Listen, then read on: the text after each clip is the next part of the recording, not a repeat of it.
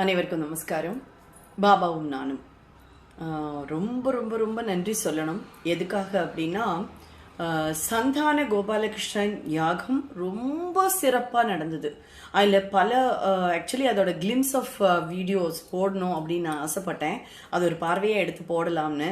அதுக்கான டைம் கூட கிடைக்கல. ஏன்னா ஆடி மாதம் உடனே தொடங்கினால ஆடி மாதம் முழுவதும் லலிதா சகஸ்ரநாம பாராயணம் பண்ணோம். ஆக்சுவலாக இது ஒரு வாரத்துக்கு முன்னாடியே ரமாஜிங்கிறவா சொல்லிட்டு இருந்தா.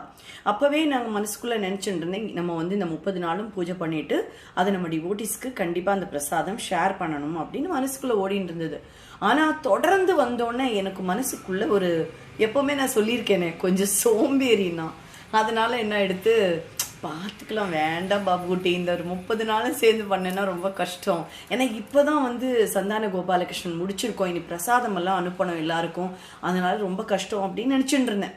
ஒரு வாரம் முன்னாடி பேசின விஷயமும் அதுக்கு முதல் நாள் எங்கள் வீட்டுக்கார்ட்ட நான் சொல்கிறேன், இந்த ஆடி மாதத்தில் 30 நாளும் பூஜை பண்ண போகிறோம் அப்படின்னு சொல்லிட்டு அடுத்த நாளைக்கே ஐயோ 30 நாள் நம்மளால பண்ண முடியலன்னு என்ன ஆகும், கஷ்டம் இல்லையா நம்மளுக்கு, அந்த டைம் எல்லாம் ரொம்ப கஷ்டம் அப்படின்னு சொல்லிட்டு யோசிச்சுட்டு இருந்தேன். அப்போது 2 நாள் கழிஞ்சோடனே ராதிஜி எனக்கு கால் பண்ணுறா. ராதிஜி கால் பண்ணி, சாயி நம்ம ஆரம்பிக்கலாம் சாயி லலிதா சகஸ்ரநாமம். என்னது லலிதா சகஸ்ரநாமம் திருப்பிமா? அம்மா இப்போதாம்மா லலிதா சப்தநாம அவளை முடித்தோம், திருப்பியும் எப்படிமா அப்படின்னு. சாயி நம்ம என்ன பண்ணலாம், ஒரு குபேர விளக்கு நான் வாங்கி தரேன் அப்படின்னா. அப்புறம் நம்ம அம்பாள் வேணால் ஒரு 9 பேருக்கு, எத்தனை பேருக்கு வாங்கலாம் அப்படின்னா 17 உத்தரவு வந்தது.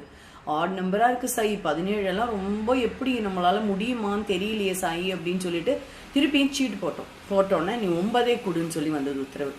தேங்க்யூ ஸோ மச் அப்படின்னு சொல்லிட்டு அவன் என்ன பண்ணா, உடனே 9 விளக்கு வாங்குறேன் அப்படின்னு சொல்லிட்டு அவள் வாங்கினான். ரமாஜிட்டு நம்ம முதல்ல நம்ம பேசின மாதிரி அவள்கிட்ட ஃபோன் பண்ணோன்னா அவள்கிட்டையும் சொன்னோன்னே அன்னலக்ஷ்மி நான் வாங்கி தரேன் அப்படின்னு சொல்லிட்டான். இப்படி ஒவ்வொருத்தராக ஒவ்வொன்று வாங்கி கொடுக்குறேன் அப்படின்னு சொன்னோன்னே அடுத்த நாளே நாங்கள் என்ன பண்ணிட்டோம், பூவெல்லாம் போய் வாங்கிட்டு சுவாமிக்கு என்னெல்லாம் பண்ணணுமோ அதெல்லாம் அலங்காரமெல்லாம் பண்ணிடலான்னு சொல்லி அதே நாளில் இன்றைக்கி அப்போவே டிசைட் பண்ணி அப்போவே போய் வெள்ளிக்கிழமை அன்றைக்கே ஸ்டார்ட் பண்ணிட்டோம்.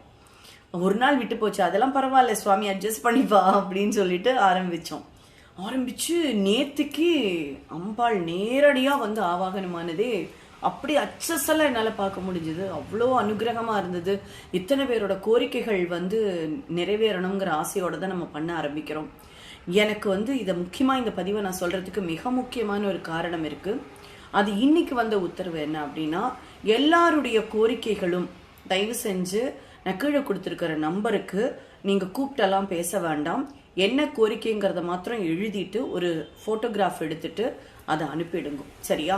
அதை நாங்கள் எழுதி எடுத்துட்டு கண்டிப்பாக வரப்போகிற எல்லா நாளன்னைக்கும் பூஜையில் வைக்கிறோம்.